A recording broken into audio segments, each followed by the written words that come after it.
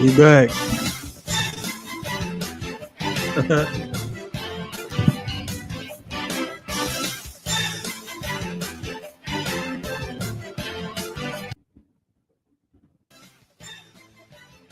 We are back.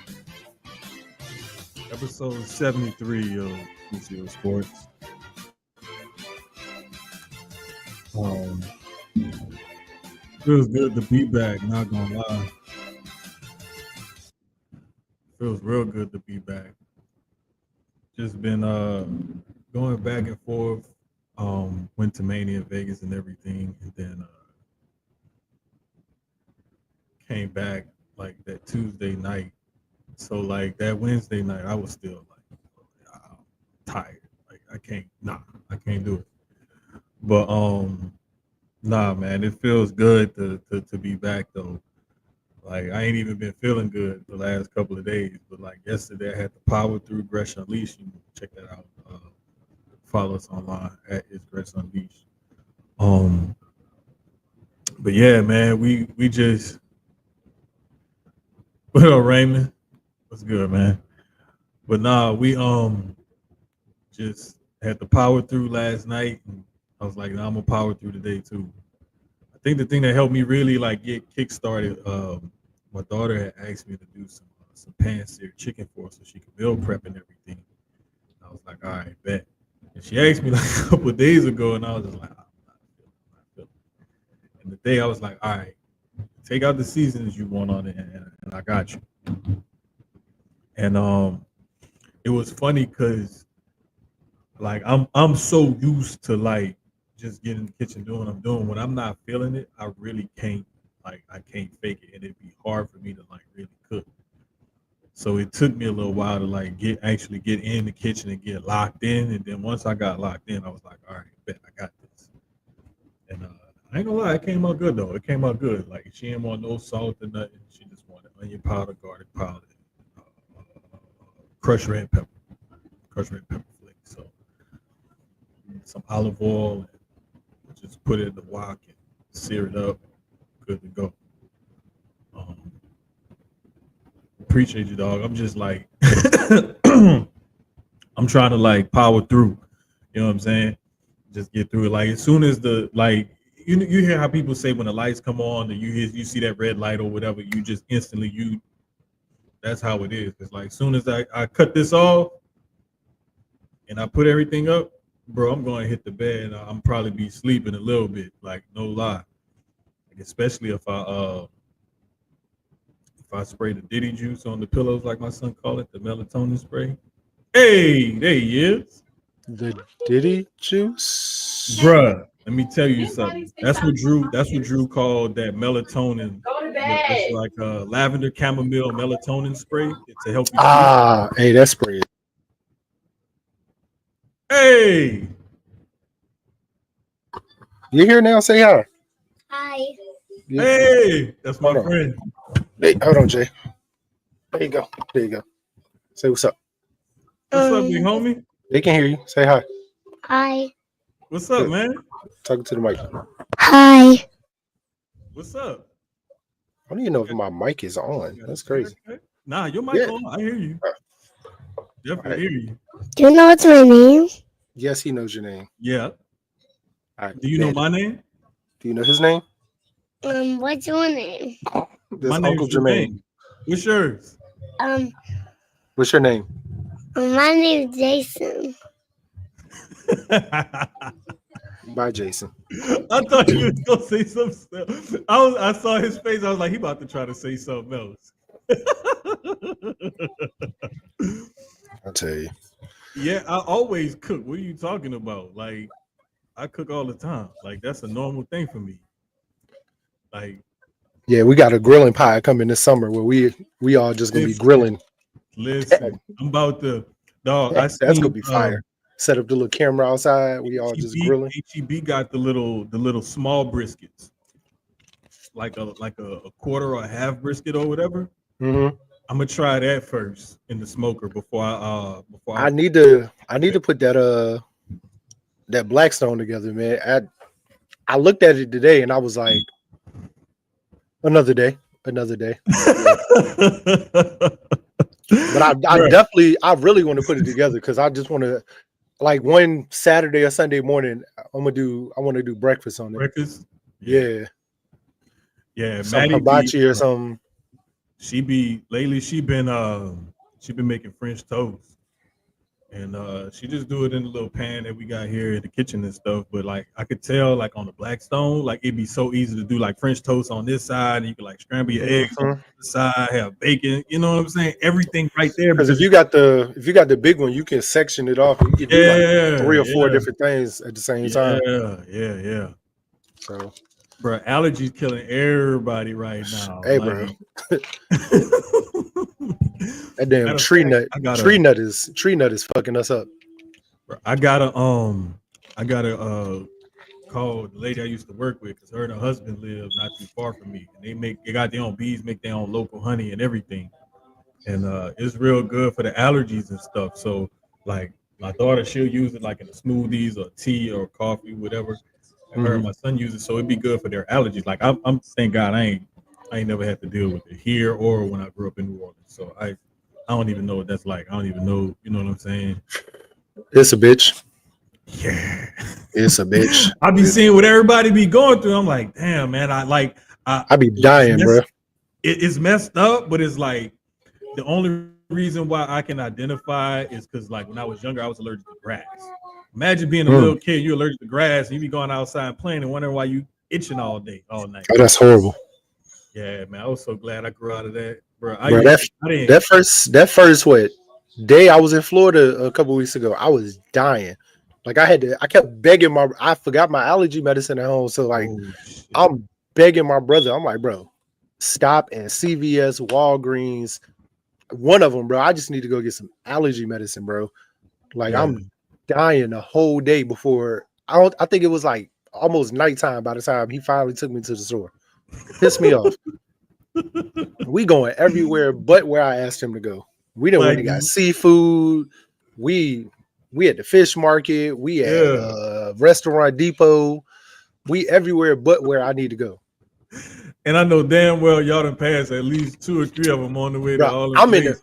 Look, it's me, him, and my other brother. I'm sitting in the back of the truck. I'm like, damn, there go CVS. Damn, there go Walgreens. There go a Rite Aid. There go Walmart. There go a corner store. Listen. Like, damn, we ain't gonna stop nowhere, huh? Okay. Cool. That's cool. It'd be stuff like that, man. I'd be like, hey, don't forget, I gotta stop. Like, yeah, and I'll be saying that. I might die. Like, bro, I promise you, if I don't get this medicine, y'all not gonna see me until right before I get on the plane. Like, I'm telling you, I'm gonna be down for 3 days. Like, man, listen, it be killing people, man. But I'm just glad I don't have to deal with it. It's just like I've been feeling extra tired, stomach been messed up. That's why I'm trying to eat. Like, bro, I'm eating pita chips and chicken salad. Well, you still also like are, getting adjusted to being back from y'all trip too. So, man, bro, I think that's what was wrong with me. I think it was just that adjustment of weather and all of that. Climate. So, yeah, and everything. Like, it's different. Like when you in that dry air, that dry desert air. You know what I'm saying? And then you come back down south and it's hot and humid and whatever. It's definitely an adjustment that's taking place for sure. But yeah, the kids make appearances often.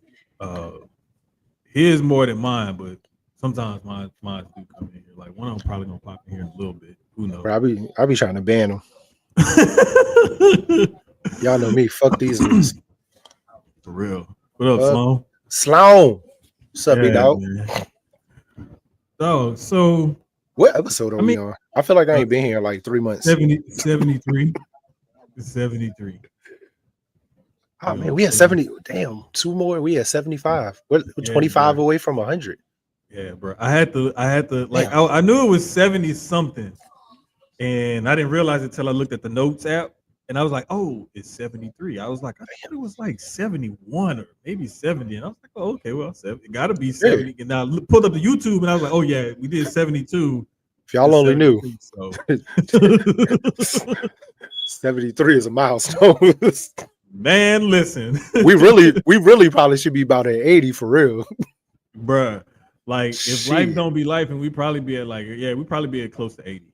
80 or 90, much somewhere. closer to 80. If I think over the last like year or something, we just took like a couple weeks off. We probably should be somewhere around like 80-ish. Yeah, somewhere close to 80, something like that. But I mean, consistency, guys, don't matter. We still come back and give y'all all the sports news that you need. Feel me? Exactly. So I'm saying though, we might as well rip the Band-Aid off. Where we starting? And I mean, let's talk about the elephant in the room. What everybody been talking about, the draft. Shadow or the draft or both? I mean, I put it to you like this here. Or is it one and all? It's one and all. We can just because the thing is like. Oh, let me put before the draft even really got here and stuff. We both said Shedeur is one of the top 2 or 3 quarterbacks in this draft. What you talking about, Lovely? He may or may not. I know about sports. She meant to say she don't know about sports because all she gonna know about is Vince Carter, Allen Iverson, and I think like Michael Vick or something like that. That's crazy. Yeah, there we go. There you go. I know nothing about sports. We appreciate you. We appreciate the support. But like, nah, man, like we both said this long time ago. Like, we wouldn't be surprised if he gets drafted late first round or if he falls in the draft, simply because we saw certain flaws in his game, not just with him and the hoopla around him and all of that. That's separate. But we always thought that he could drop in the draft. We wouldn't be surprised. Yeah. And once the Steelers didn't take him at 21, I kind of was like, he about to slide a little bit because I didn't know it was going to be that. I'm going to be totally honest. I really did not think it was going to be that far. So once we got to day 2, I was like, okay, the Browns got, which is ironically funny, the Browns have 2 picks in the first 5 in the second round. Mm-hmm. So I'm like, okay, one of them is going to be Shedeur. Exactly. And then it wasn't. Then we get to round 4. They take Dylan Gabriel from Oregon. That was right at the end of the 3rd. Was it the end of the 3rd? It was. Or was it like at the beginning of the 4th? No. It was like right before the 3rd round compensatory pick started. Because I want to say in the 3rd round it was like it was like 4 or 5, maybe 6 compensatory. It was the 3rd because I remember everybody was talking about they waited 2 rounds then picked him. So yeah, 3rd round they take Dylan Gabriel and everybody's like, okay, I kind of get it because Dylan Gabriel actually had a really good college career. I mean, only knock on him is he's short. He's about 5'11". He has speed. He has a good arm, good vision. But for the NFL, 5'11", short. Not too many I mean, I ain't gonna say too many, but I mean, you got the Russell Wilsons, the Drew Breeses that flourished at their 5'11", 5'10" to 6 foot range. So it's not saying 5'9". Yeah, so it's not saying that he can't.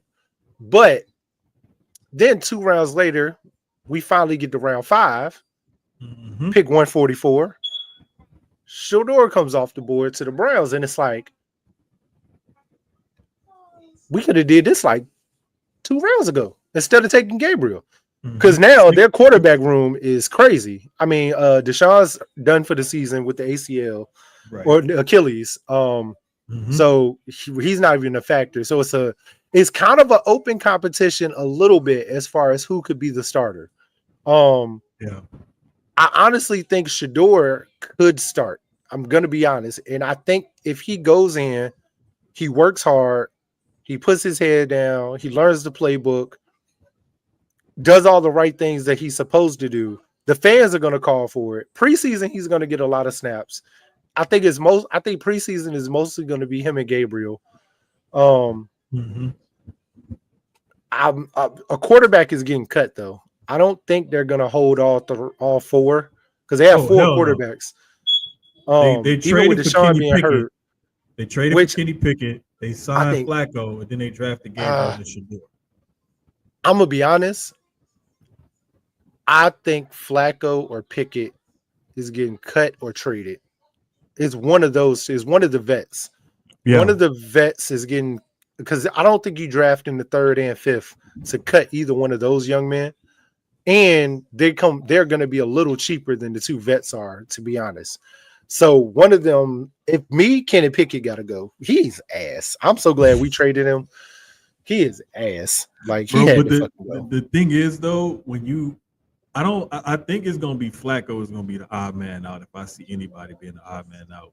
And I can see it one of two ways because He's old. Yeah, we invested something in Pickett.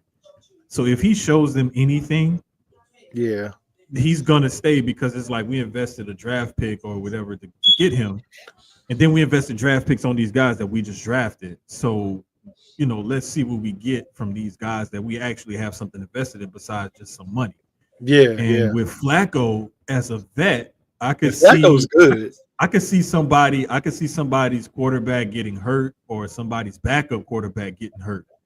Yeah, like Sloan just said, Flacco, he's a mentor and he's a solid journeyman at this point in his career. Definitely. Like everywhere he's gone, he's played him and Gardner Minshew. Yep. Or Gardner Minshew is that quarterback that you bring in as your second string, and you might want to start him, but you bring him in because you know he's going to come in and he's at least going to keep you in the game.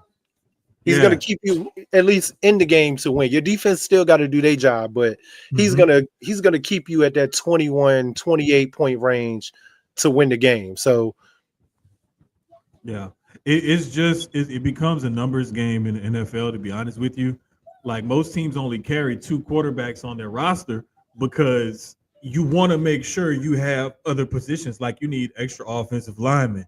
You need extra running backs. Sometimes some teams, you may have an extra wide receiver. I think right now Philly got 4 right now. Yeah. Yeah. So most teams you'll see they'll carry 2.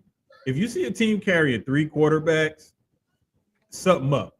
Yeah, I don't understand why I don't even know why we got so many.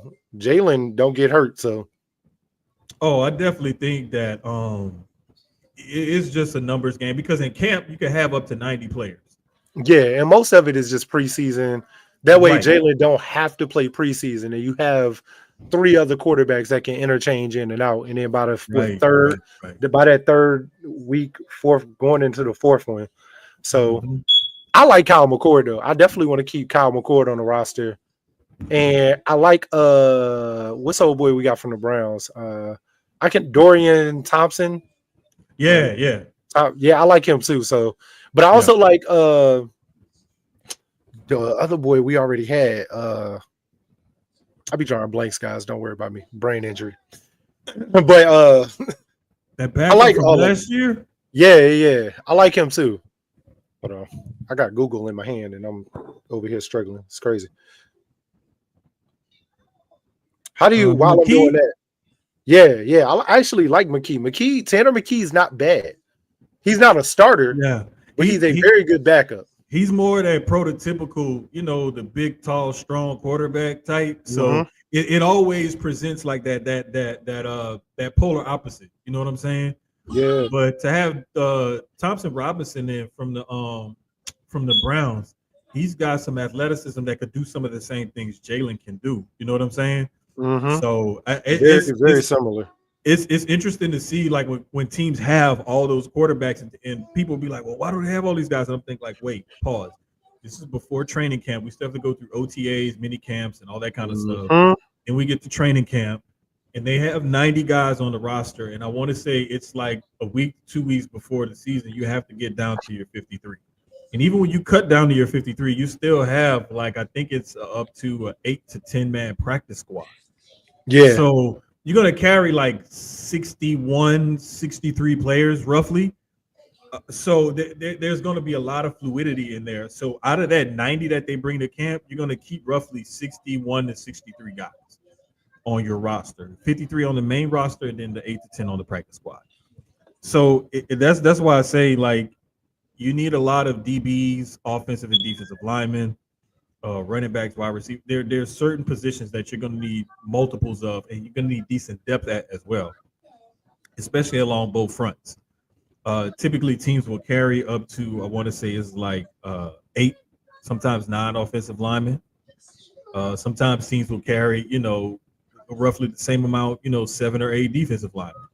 But it also depends on your scheme, because sometimes you can have like edge rushers coming from that outside linebacker position that may be listed as a linebacker, but it's actually, like plays a hybrid type of position. So that outside linebacker position, I was watching something earlier. They were talking about it, how usually that's a sexy position in that first round that this year a lot of people stayed away from.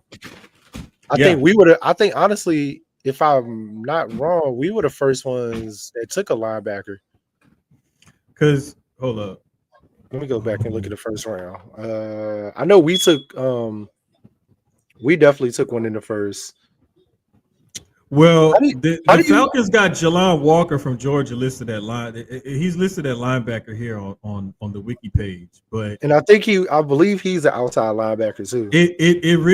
He's gonna play like an edge rusher, because they also have James Pierce Jr. that they took from Tennessee listed as a DN. So, I mean, it's and Abdul Carter's a edge listed as a DN. It's weird because like one thing that I noticed talking to a couple Shamar Stewart's an edge, Jalon Walker's an edge. They typically will have them Michael Williams. Most of those, James Pierce, like you said, with the Falcons. A lot of the times they have them listed as an edge. We were the first ones to take an actual, I guess, listed linebacker was Jihad. But even he plays more that hybrid like edge position, because at Bama they always play that 3-4. So it's not your traditional like 4-3. They play more of a 3-4 defense at Bama. So those outside linebackers will rush and cover. This was a starter draft, but not a star draft.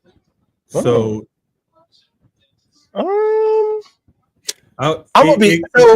just looking at the surface, I would say yes. Yeah, so because you could find some solid players, but you didn't. I will say I liked this draft. I was very surprised by the players that went later. I really watched a lot of college football this year, and also, and we talked about this in our space. Us having our college football league, I got very familiar with a lot of players that I really normally didn't pay attention to. Like some of the players from Missouri, like Sloan said, was telling us some of the Kentucky guys that got drafted that I really wasn't familiar with. I had got familiar with. But there were a lot of key players that I was very surprised. This wasn't a quarterback heavy draft, because as you saw, it was 2 quarterbacks until the end of round 3. And then from 3, the rest didn't go until Shador went in the 5th. And then it was like an influx of quarterbacks after that. That were getting grabbed.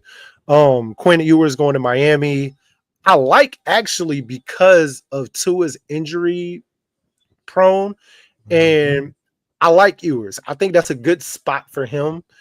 Some of the other guys where they went was kind of I like Jalen Milroe going to Seattle.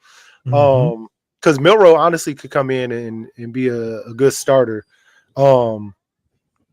Who else was it? Let me see. The one that was kind of that started throwing me off, to be honest with you, because when the Giants traded up for Dart, I was a little bit thrown off, because I was like, we knew that there was a chance he would go first round.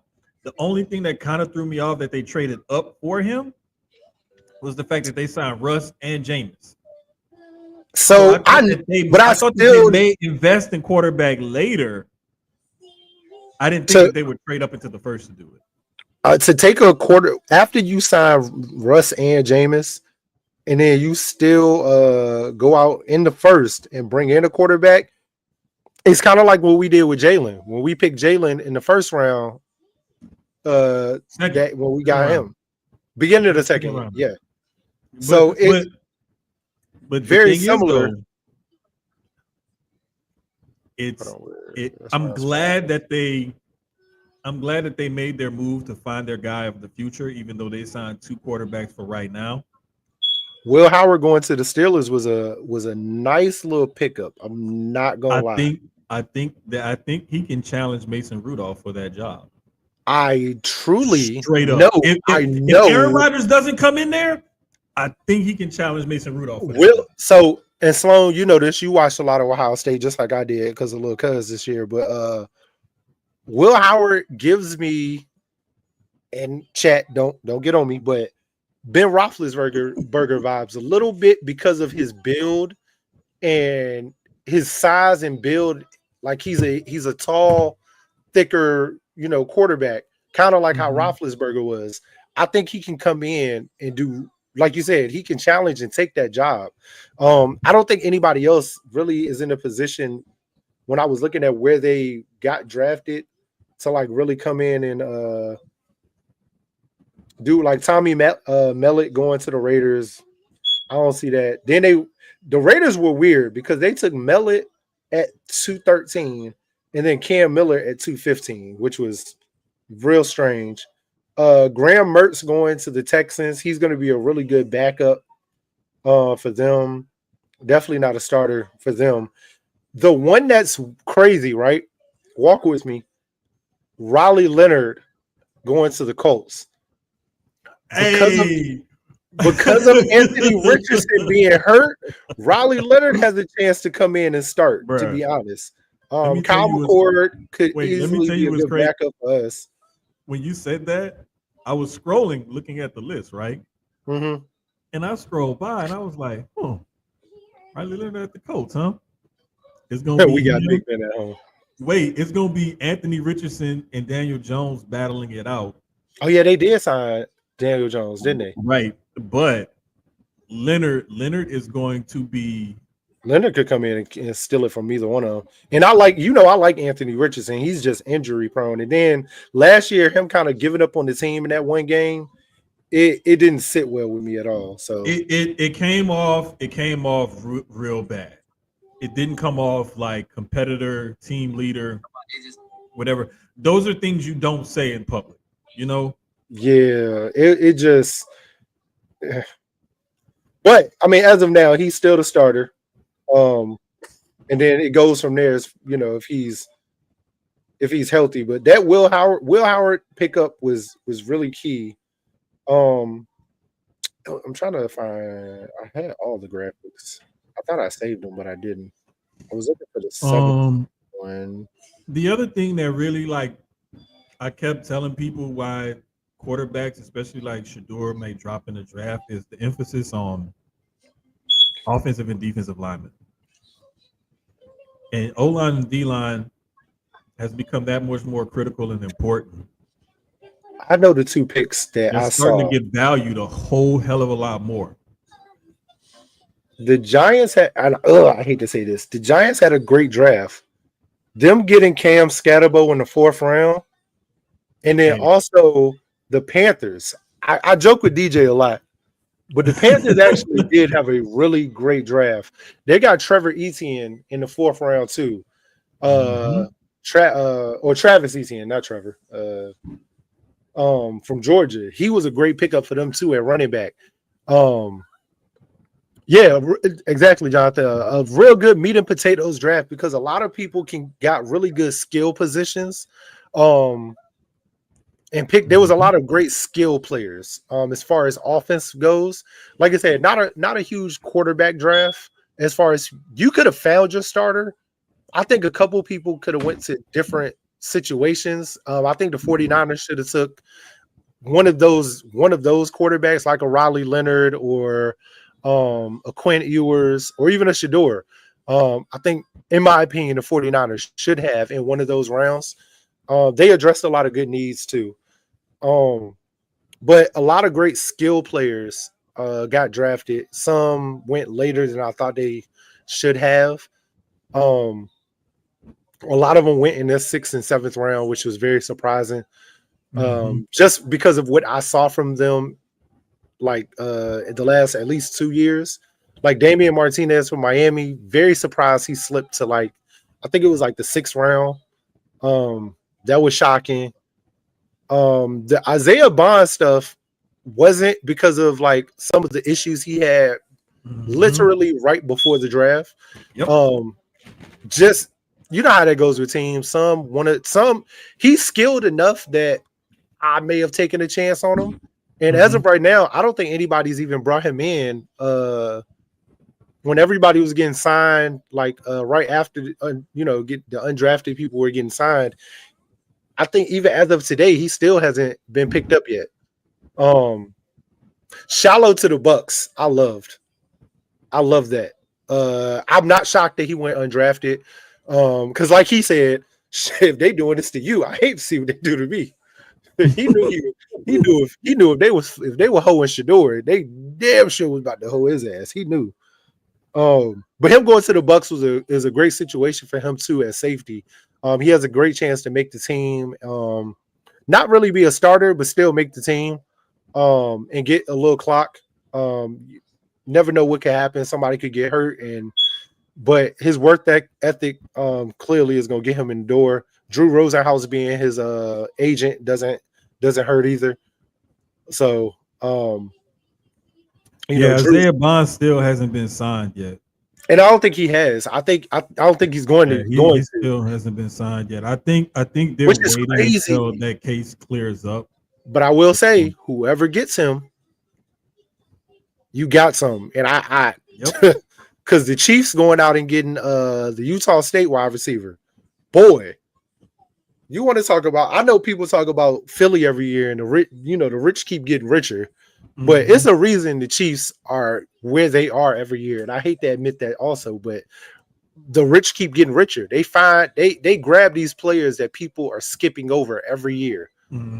That like last year when they got the wide receiver from Texas last year, Xavier Worthy. Xavier Worthy, and it was like I knew it. He's a home run hitter every time. Like, no matter where you get him the ball, whether you get it to him 5 or 10, 15, or you throw it over the top, take it all the way.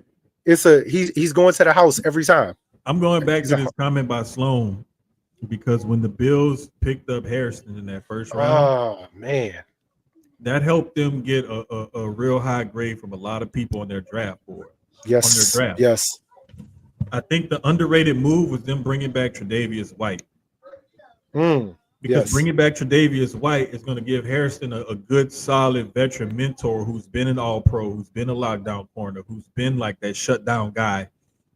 So not only will you have a top talent at the cornerback position on your defense that you just got out of this draft, but now you have a solid veteran mentor for him as well. Very, very I won't say underrated, but it was just a good, solid move by a team like the Bills who are trying to compete to beat the Chiefs. Yeah, and as I look at the first round again, I think everybody got really looking at that first round. I feel like everybody addressed the need. We can go 1 through 32. Tennessee taking Cam Ward, of course. They addressed the quarterback need. Well, yeah, they did. They did. They did. Okay, let me ask you this: was there anything in the first round that shocked you? Because we see a lot of teams they address certain needs that they had. I think one of the more interesting ones to me probably the Chargers taking. I'm gonna say the Packers taking a wide receiver in the first round for the first time in forever. First off, I know Aaron Rodgers was swinging at the air. Only one that everybody said was that most people thought was weird that I didn't was the Jackson Dart one. But I knew they were gonna. I had said I knew they were gonna somehow have 2 picks in the first round. And my homeboy is a huge Giants fan, and I told him that. I was like, watch, somehow y'all are gonna trade back into the first to get the quarterback, no matter who it is. I don't think anything was weird. I liked everybody and where they went. No, yeah. The Jets getting Mimbu, they addressed the offensive tackle. I think the Raiders, if they didn't go quarterback early, Genty was a perfect fit for them at running back because I like they have a good receiving core. Mason Graham going to the the Browns. That was a Brown. great pickup. Mhm. Will Campbell to the Patriots was an amazing pickup for them because they needed to start shoring up that O line. Yes. McMillan going to the Panthers. That one they didn't have to take him. I thought that they might address O-line. I thought Kelvin Banks could have went to them there. Look, I was thinking the same thing. They could have also went. I'm trying to look who went after them. Tyler Booker. Yep. You know, like you said, I really thought they were going to address Zabel, who went to the Seahawks.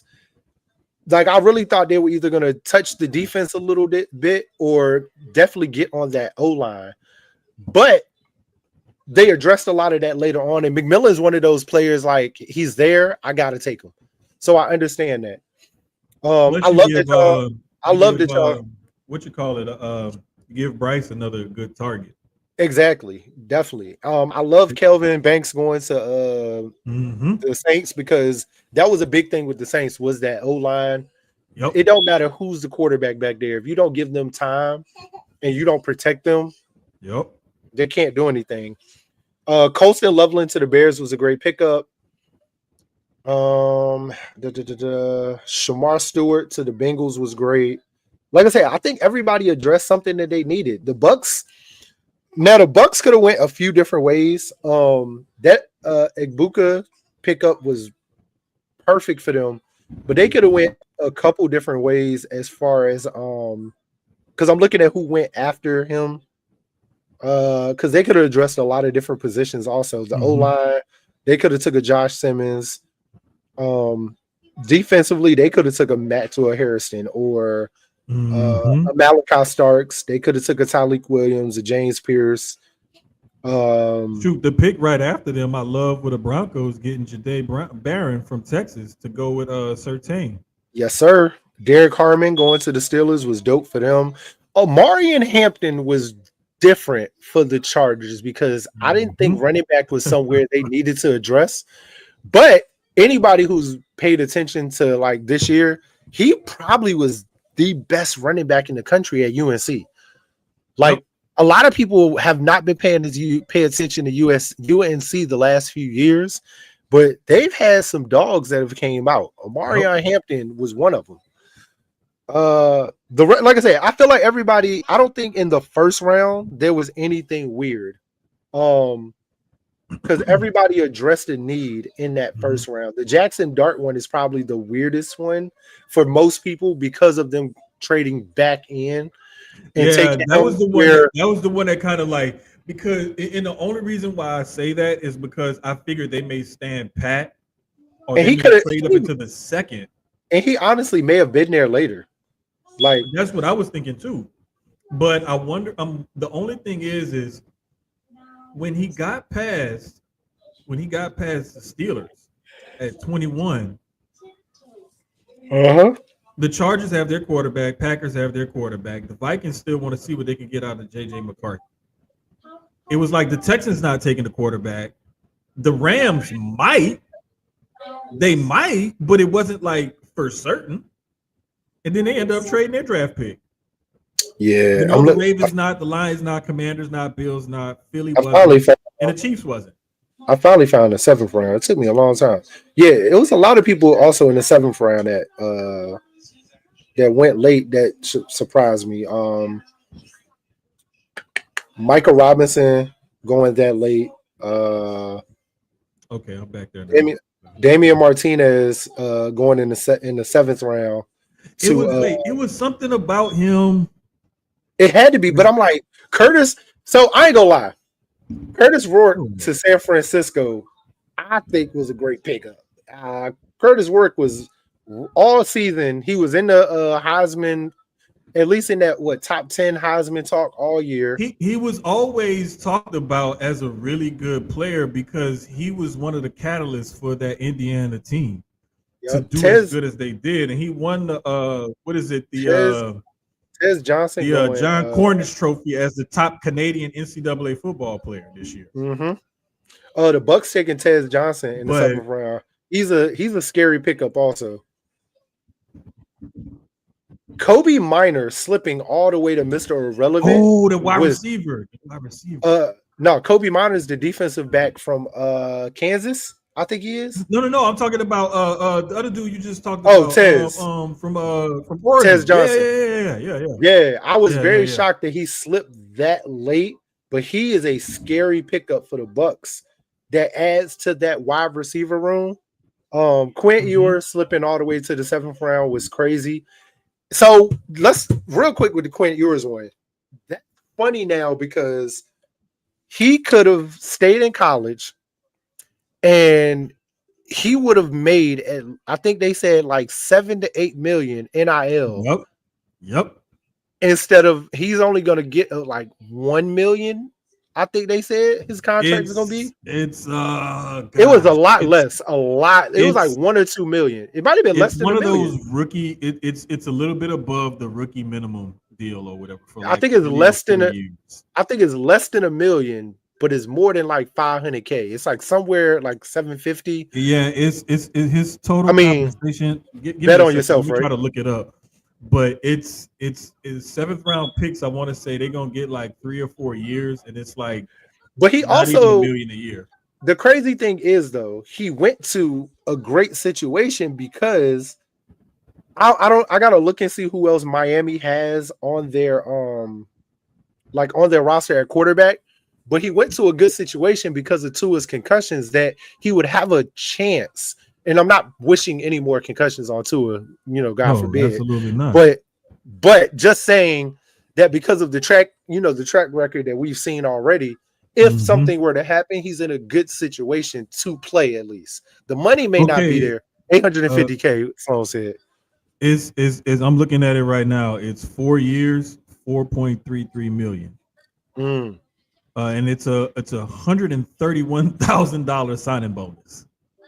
Crazy. Yeah. Should have took your ass to Ohio State like they wanted. I mean, hell, Oregon wanted them. Ohio State wanted them. Like it was somebody else in the SEC, but if I remember, he couldn't transfer anywhere in the SEC, right? Yeah, it was something like that. Like they didn't want to like they won't let you, like they'll tell you can't transfer here or there or whatever. Like they have certain little things that they'll set up. But he had some Oregon was an amazing option for him. Ohio State, of course. Yeah. So Jimmy Horn going to the Panthers was a great pickup because another wide receiver. LeJontay Wester going to the Ravens. I was happy for a lot of those Colorado guys that got drafted in the positions and the places that they got picked up. They had some decent talent on that team, but like you could see like I know the one that's crazy. You could see like a lot of the teams and conferences and whatnot. Ollie Gordon going to Miami at 179 that's what I mean. Players like that we've watched the last like 2 or 3 years, and they've had like amazing like seasons. And I'm like, I didn't do my research enough to find out like why they slipped, so much. But it was very interesting that players like that slipped, because Ollie Gordon, also another one, top running back the last couple years. But like, see, that's why I tell everybody, like, it's not just their production and what they did and accolades and whatnot in college. It's how does it translate to the next level? And how can we take advantage of your skill set with what we try to do on offense or defense and translate that to, okay, this is what we see you as, this is what we project you as. And if guys don't translate, and I remember, man, a good friend of mine, matter of fact, that picture of me and Sloan in front of my sister's old house in New Orleans, the third man, I wrestling been talking about everybody, the third man. Me and him grew up together. We've been arguing about this since we was kids. Every time somebody have this big time output in college, he thinks it should do the same thing in the league. And I'm like, bro, it don't work. It don't always work like that. Yeah, don't always work like that. And I was like, that's why you'll see somebody like Antonio Brown, for example, who wasn't very highly thought of, wasn't highly recruited in college, but then he turns into this amazing receiver. Yep. We could go far back as like a TJ Houshmandzadeh and the Chad Johnson. Yeah, I mean, dogs. those guys went to They were college. dogs at Yeah. Oregon State. They went to Oregon State and were dogs. And they came into the league. They weren't highly touted, highly draft picks, or anything like that, but they turned into something. Yeah. You know, I mean, you'll see. But it happens a lot. You got time. like even back in the day, if you really look at it, if you really think about the 80s and early 90s and where a lot of the Hall of Fame players came from, they didn't come from big schools. They didn't come from the Bamas. They didn't come from like you know the Miamis and the Georges and stuff like that, like players do now. They were at these D2 schools, these HBCUs. Like that was where the real talent was at the D2s and the D3s, the HBCUs and stuff like that. Where you could find some gyms and whatnot. Like, nowadays, they don't even smell these D2. Like this year, they said this is the first year there was no D2 players taken. I'm looking at it right here. Give me 1 second. While you're doing that, I'm gonna go over the fifth round. There was some great talent in the fifth round. Fifth round was really I feel like teams got busy in the fifth round. Jordan Phillips going to Miami. Of course, Shador going to the Browns. Jordan James going to San Francisco, the running back from Oregon. Great pickup for them to add to that running back room. This is the one I personally hate to say that I loved. NFC East bias, of course. Jadon Blue going to the Cowboys. That was a great pickup for them. Jadon Blue, the Texas from the running back from Texas. Yep. Great pickup for them. Dante Trader going to Miami. Another great pickup for Miami. The safety from Maryland. He was a dog this year. Elijah Roberts at edge. Great pickup for the Bucks. The Bucks had a really good draft. Okay, there were two players drafted from the from D2? Three. I'm sorry, three or four. Yeah, it was the subdivision or whatever. We had one from Missouri Valley. Ah, yes. I remember we had one from I feel like he was on defense, if I remember. Who is this? The Coastal Athletic Conference, and then there was one from the SWAC, and then one from the United Athletic Conference. So there was like four of them that had got drafted. But when you look at the top part of the draft, looking for the break, because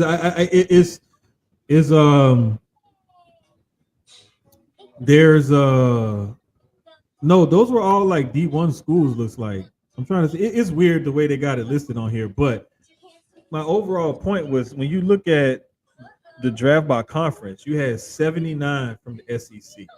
Yes. 71 from the Big Ten, 42 from the ACC, and 31 from the Big 12. No other conference had double digits. Nope. But those were, of course, the strongest conference. You know, they're always going to be there as far as like talent. So, now the third round for me was weird. It had a lot of who's who that I had no idea who the hell none of these people were. Like none of them. That's why I like how they, at least when people get drafted, they do a good job of like showing you their on-field stuff and telling you about them. Because I'd be like, who? Yeah, it's always good. And like, I think my buddy, let me see how many I got to pull up his Twitter to see exactly how many profiles he wrote up this year. But I want to say it was close to like 500 or so. And I just know like I said before, I trust his work, and not just because he's on NFL Network or whatever. It's because I've literally watched and seen him like go through all of this and the whole process of the film study and rewinding it and all of that stuff. Like I've seen him go through all that. But it's crazy when you look at how many draft profiles there are. So I'll read his, but I'll also cross-reference it with what other draft people are saying, what they think about some of these prospects and whatnot, and how they may translate. And the good thing about it is when you do that, it gives you a more full view. You're not just jaded by going off of what you're hearing.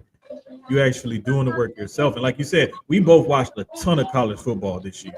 Yeah, I really did. Point, like, bruh, like we were watching, and we made sure we like put extra emphasis on watching more games as much as we could, college and pro, like the football, basketball, all of it.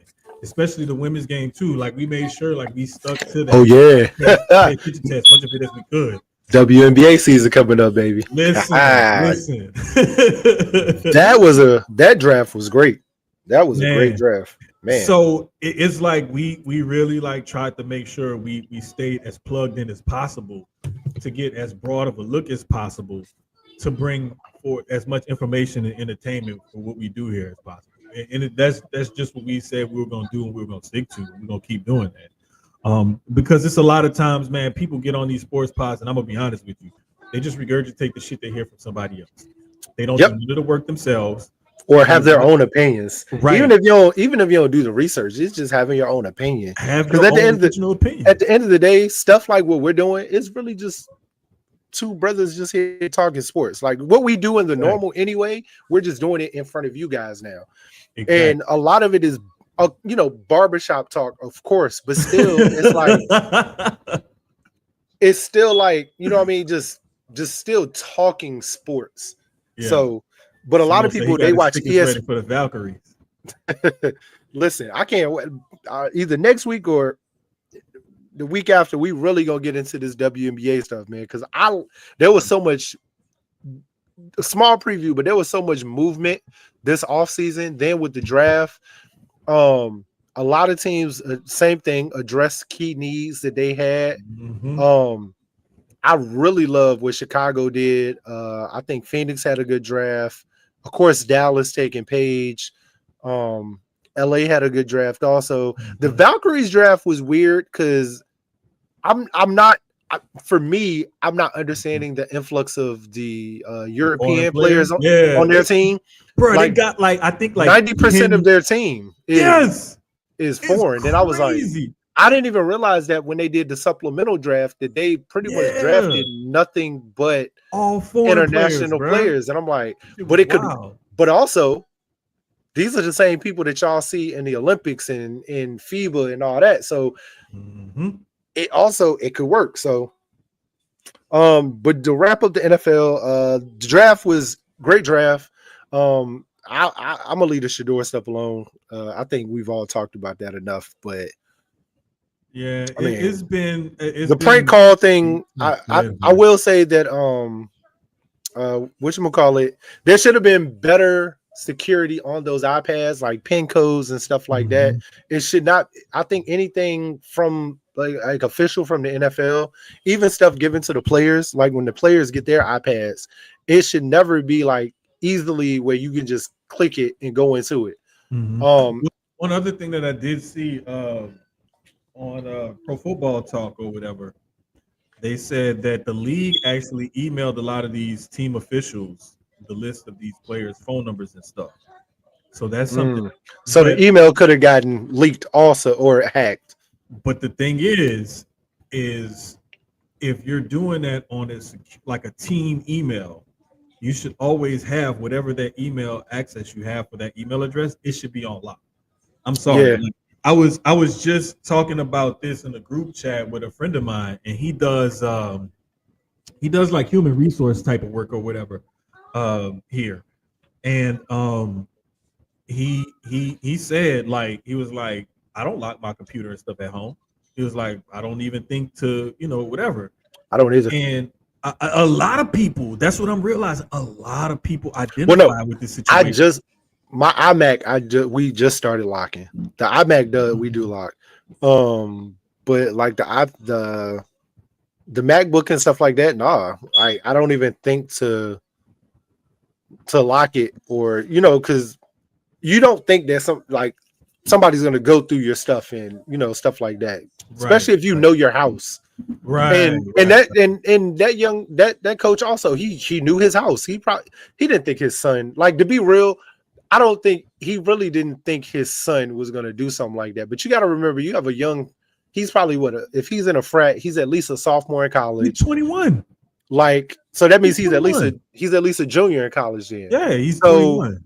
and he's in a frat. You know how that go. Peer pressure from your big bros. Like I've been around guys who are in frats and I've watched it.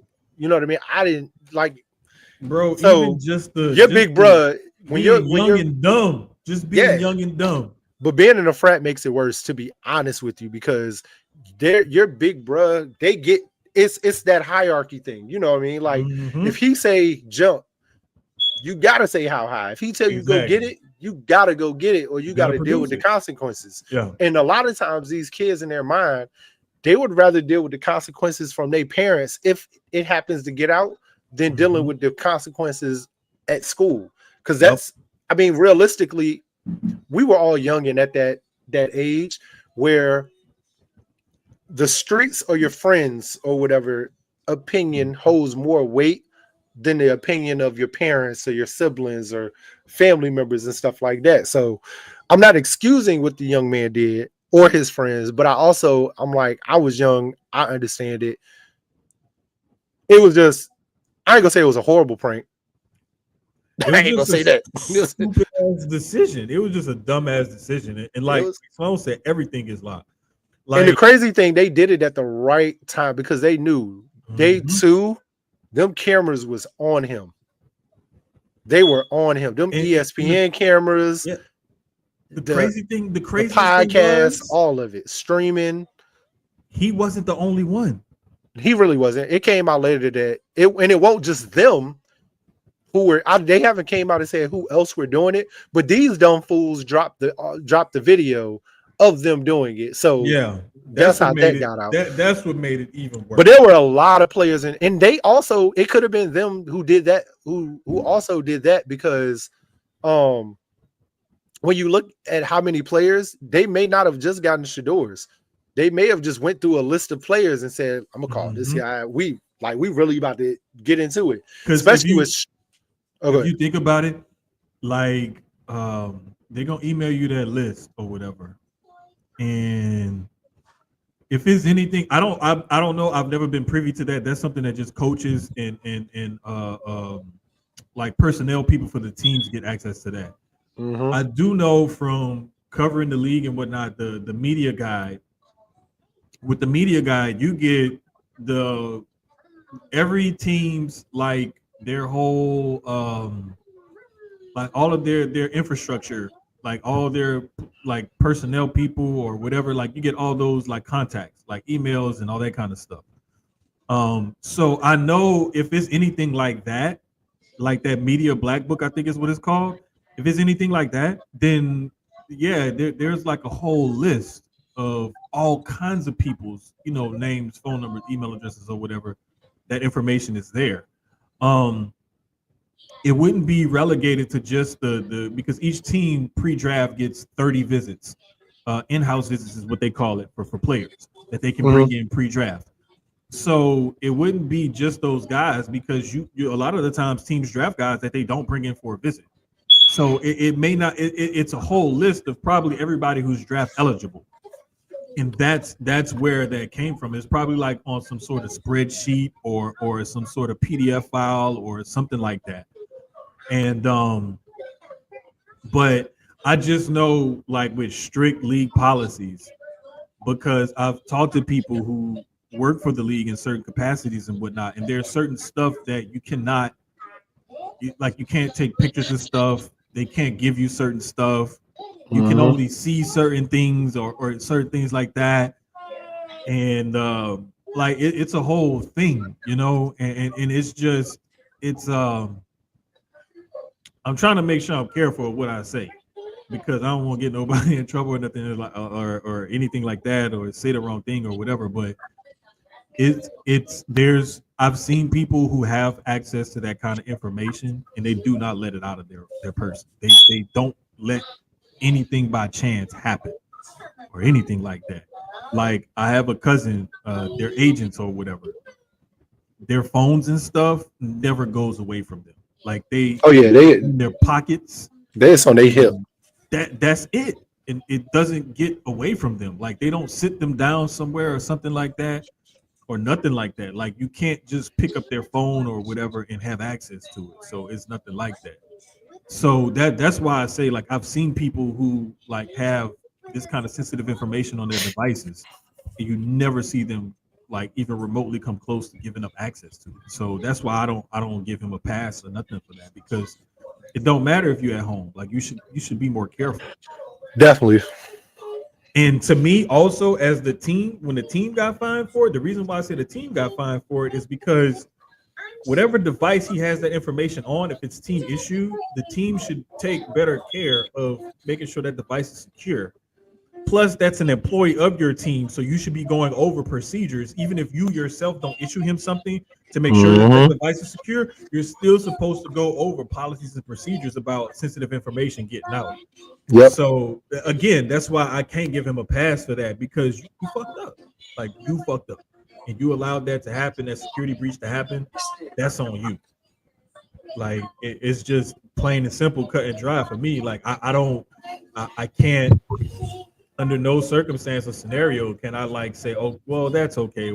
Like if he passed out and had a medical situation or something while he was on the device, okay, maybe. But I mean, still, like, bro, It was probably outside of just. that, I'm gonna tell you, it was probably just sitting in his office, sitting on the desk. His son walked like his son. You know how we seen it in the movies. Kid look around, sneak in, screenshot it, or send it, email it to themselves, something like that, and then be out. Yeah, because Probably I want to say screenshotted it or something like that. Took a picture of it. it was at least like 4 or 5, maybe 6 other guys who got prank called, not just Shador.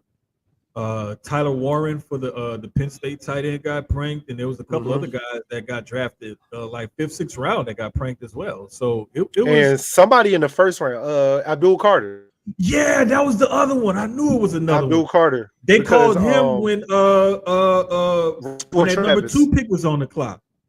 Yeah. When before the so trade, I think it was he during thought he the was trade going to- or after the trade or something. He thought he was going to Jacksonville. Yeah. So I don't know, man. That was just that I've never really heard or seen of anything like that before. That was kind of crazy, but I mean the draft is what it is, and we got rookie. I believe we have rookie mini camps, or we have rookie mini camps coming up first, and then I think mini camps and OTAs and whatnot coming up in May. I want to say some of them are starting as early as this weekend, and then some of them are starting like the following week.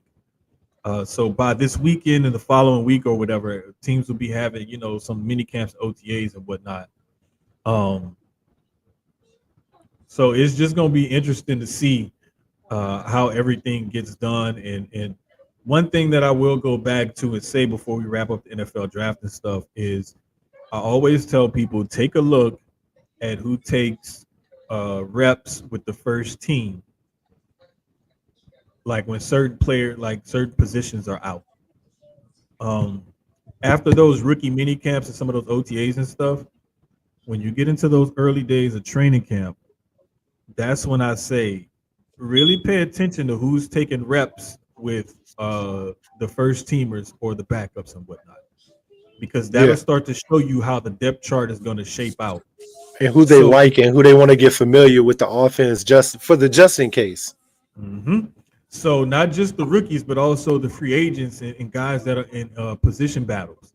So like with that Colts team, with Jones and Anthony Richardson, who's taking more of those reps with that first team.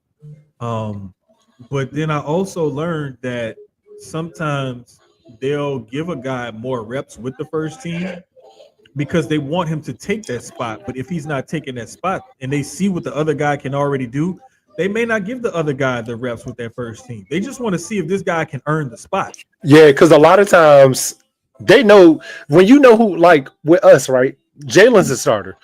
Jalen probably all preseason, you're going to see him for like a quarter, maybe longer than that, but maybe a quarter.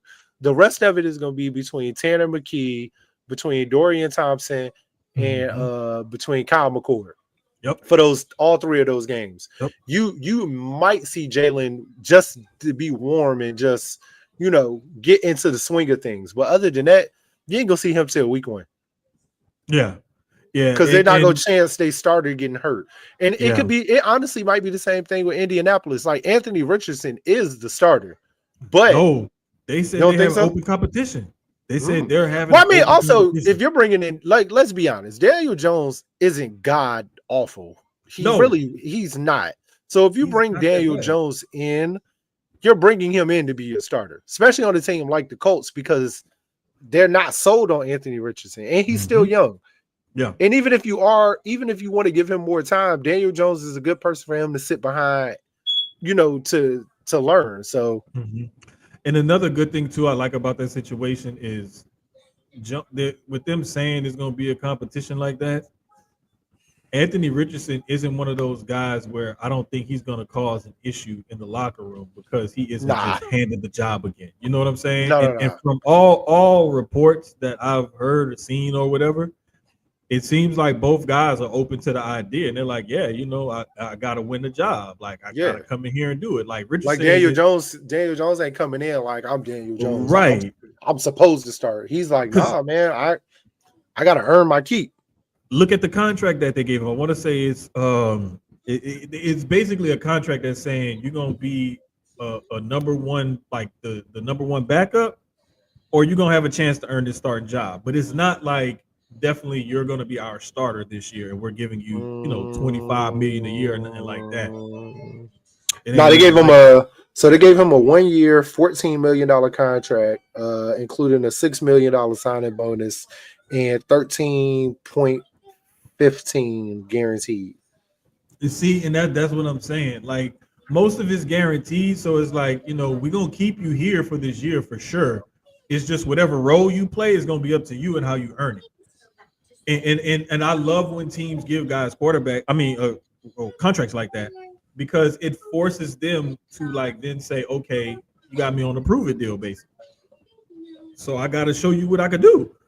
And I don't mind that at all, especially at that quarterback position, because too many times you can give a guy money and then he may not even, perform to the level of the ability that you think he can.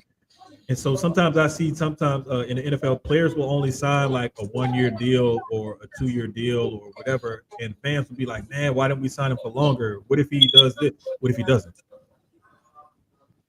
Then what? Now you just committed resources to a player that's not who you thought he was. And you can't always say that a guy he was this over here, so he should be good. It's two different coaches, two different systems. You just never know. So it's funny. We were late last night. It was me, Shredder, DJ, Tana. No, not Tana. What might have been Tana? It was somebody. We were all talking about this, and we're having no Dizzle. We're having the same talk. Exactly what you're saying right now. We were talking about how like a player, and we're just saying sports in general. It's funny how it goes two ways. Either a player can be really good on one team. His contract comes up. He takes a chance on himself. He goes and gets a bag from another team. But production-wise, he goes down. And then you got players that suck in one system, don't sign. The team doesn't re-sign you. Somebody else sees value in you. You go get signed by somebody else, and you turn up. And it's the system. Not every player can just literally go to any team and play in any system. Some people, and I don't think people realize that. Some people are like James Harden, perfect example. People think James Harden can go any and everywhere. Yeah, he can. Offensively, he's going to be James Harden. He going to get his regardless. But is he going to mesh well with the offense and the scheme and that coach's plans? He might not. And he hasn't always. But is he still going to go out and give you 25, 30? Hell yeah, because he's James Harden. He's a walking fucking bucket. And even at his age, and his skills, his athleticism is sort of diminished. He's still averaging 20, 21, 22 a game. Yeah, like he's still James Harden. He still can do that. Bucket. You know what I'm saying? He still can get you. But not every player 20 and 8 assists. Like Alex Caruso, great when he was with the Lakers. He went to Chicago, disappeared. He's with OKC now, disappearing. You know what I mean? Like it's system. That's why you see a lot of times players end up going back to the team that they were drafted with because it was like somebody else I'm trying to think Like of. this year, Harden averaged 23 points, 6 rebounds, 9 assists a game. And he's 35. Like, Which is so great at that that's age. still exactly that's excellent production from a 35-year-old in the league right now. I mean, it's and another player, like I'm looking at the Lakers and the Timberwolves game right now. I was wondering how Julius Randle was gonna look.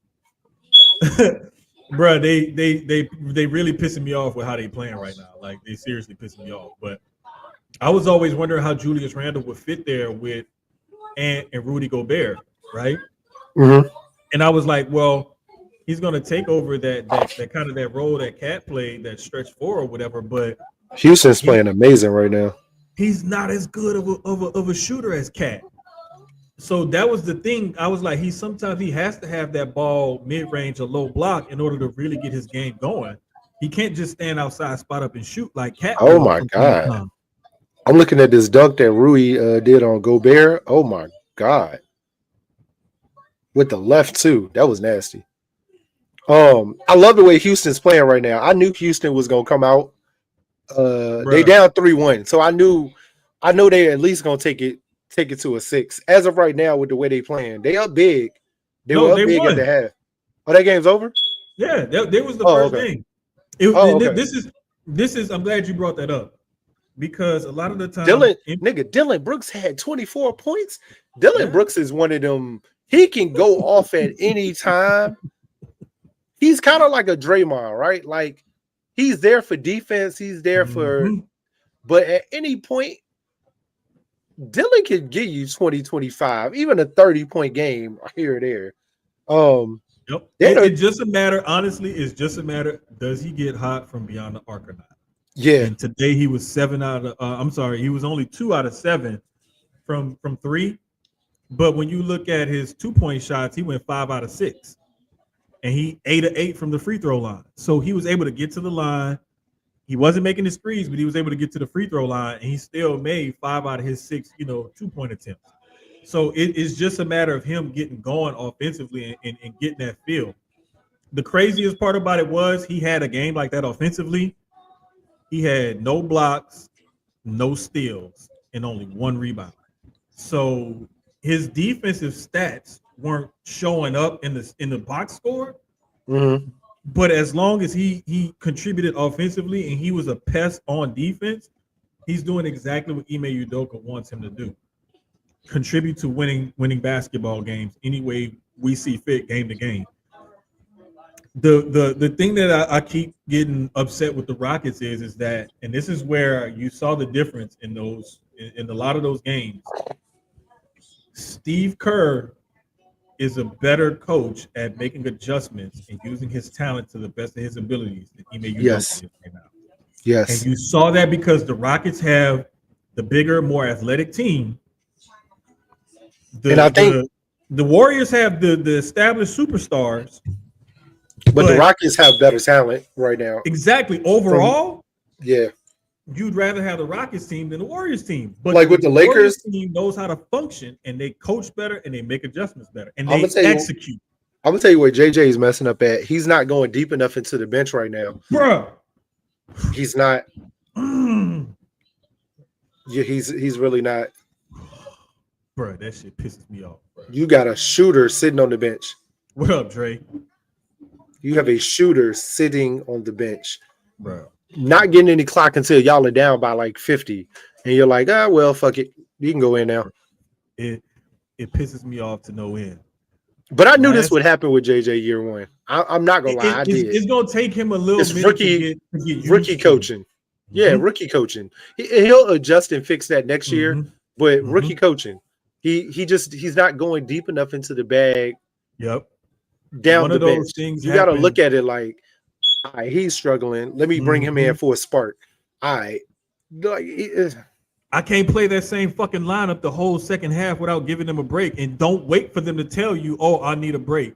They're not going to fucking do it. You have to pull them from the game. You have to look at the game and see how it's going to be like, hey, let me pull this guy from this game, give him a rest or whatever. You know what I'm saying? And go from there. They're not going to fucking do it. You have to do it for them. The thing that pissed me off about like that pissed me off with JJ with that game, but like last night, I'm watching Knicks Pistons, right? Mm-hmm. And Knicks are trying to come back because the Pistons had them on the ropes. The game is tight. It's like right at 3 or so minutes left, a little less than 3 minutes left. Josh Hart and Jalen Brunson stood at the scorer's table for over 2 fucking minutes until it was like 30 seconds left. He finally decided to call a timeout, but they were down by like 5.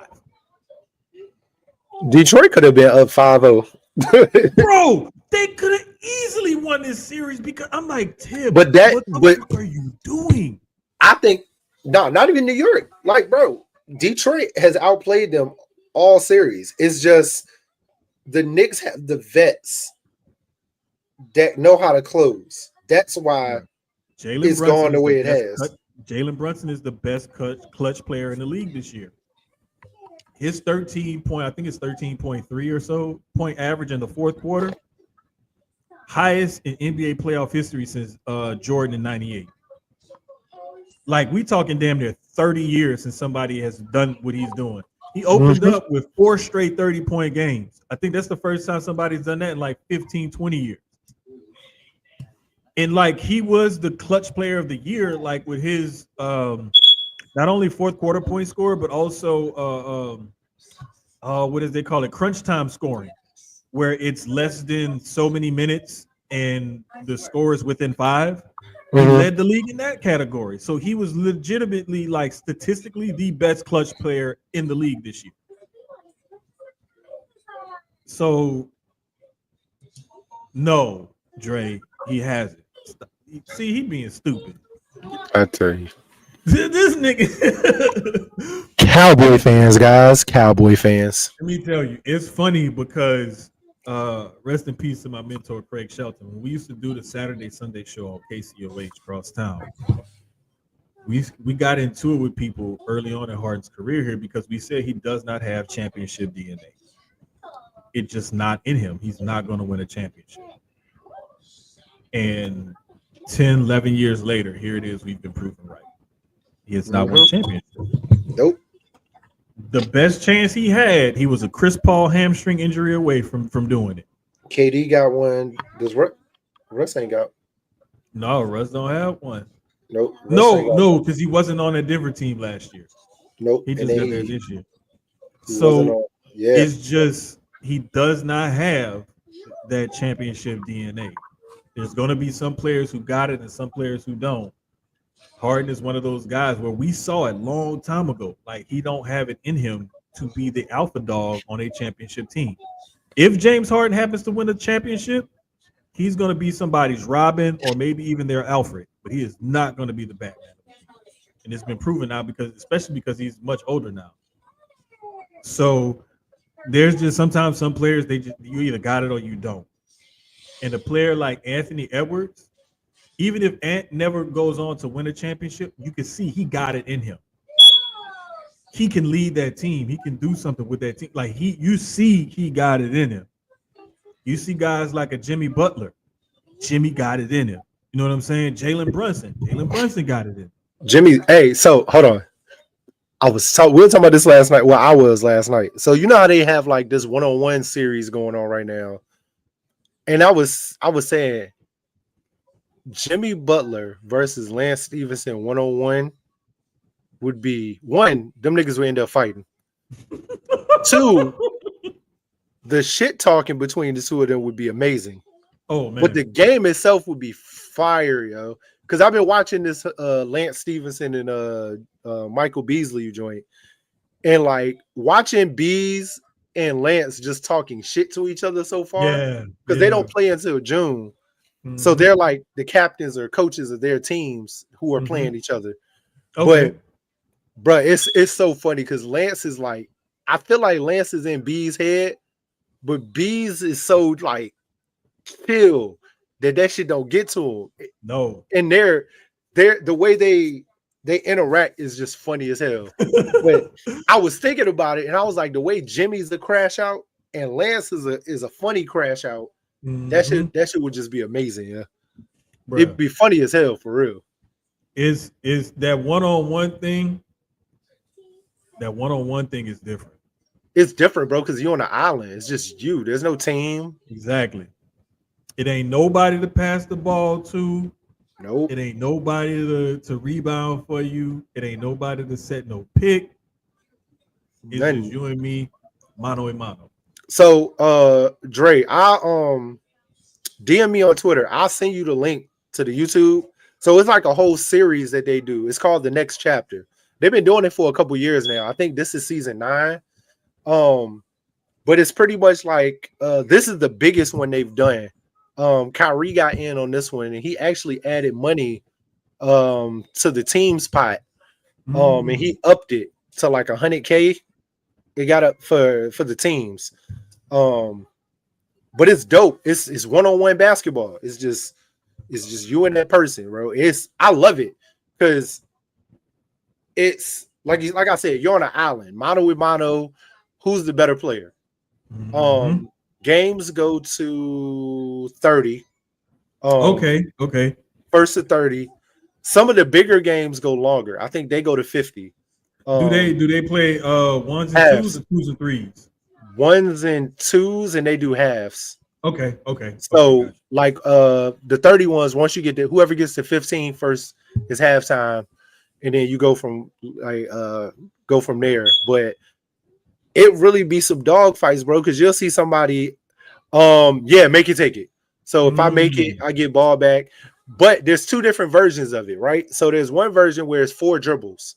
So you only get 4 dribbles. Oh shit. And then if there's a defensive stop, like if I steal the ball, my possession, like it switches. And it resets, but it switches. Okay. It's dope. I like it. This version with the next chapter is not 4 dribbles. It's you just got to get to the either shoot or get to the cup. Defensive stop, blocks, all of that stuff. They call fouls. They do shoot free throws, which is funny. I've seen guys lose games because of they've gotten fouled. Like they damn near fouled out, and the dude just was perfect at the line. Damn. So it's hella interesting. Like I definitely send both of y'all the links so you can peep it. It's enjoyable. I've enjoyed watching it because, like I said, Lance and Bees is hilarious. Like, so yeah, man. It's been some Lakers starting to come back now. They only down by 2 from what I see. Playoffs are interesting right now, man. I kind of agree with what Dre said a couple of weeks ago. Other Dre, I don't think there's a clear winner, man. Boston looks great. Don't get me wrong, but they played Orlando, so there's that. I want to see what is it? Them in Cleveland. No, it's Cleveland and Indiana next round. My bad. Boston gets the winner of Knicks and Detroit, which is gonna be interesting either way. Either winner. I want to see Knicks and Knicks and Boston, of course. Yes. That's the better matchup in my opinion. But the way Detroit is playing defense, that's a great matchup too. So the West, I'm not interested in the West yet, man. It's like the dog fights are more in the East right now. Yeah, well, in my opinion. You got Rockets just sent this series to game 6, winning tonight. So Golden State's still up 3-2. Minnesota is in this game. They fighting right now with the Lakers. They up 3-1. I'm gonna tell you where everybody messed up. They up 3-2. They got OKC sitting at the crib chilling. Bruh. Hey, OKC is at the crib chilling. Bruh. That's dangerous. Man, listen. With the way they've been playing all season, and now they at the crib. Listen, them young Bulls do not need the extra rest. They don't. They really don't. Yeah. But I also will say, them getting to the finals, the only way I want to see them there is if they're playing Cleveland. I think them in Cleveland is a great matchup. And then look, Even them in Indiana, great matchup. I've been talking about Maybe Thunder. the Knicks. I've been talking about the Thunder getting to the finals and whatnot, man. And like, I really hope it does happen, just for the simple fact that I need more people to pay attention to what that team is doing outside of Shea Gilgeous-Alexander. Uh-huh. And Shea we has talked put, about it last year. Remember, we said last year they were too young. And yeah, I knew they it were was, going to go home early last it year. was so This year, many. It was so many young teams that we saw last year that we didn't think would really get there or do anything. And then you saw like Minnesota kind of break through, and you saw some other people break through or whatever.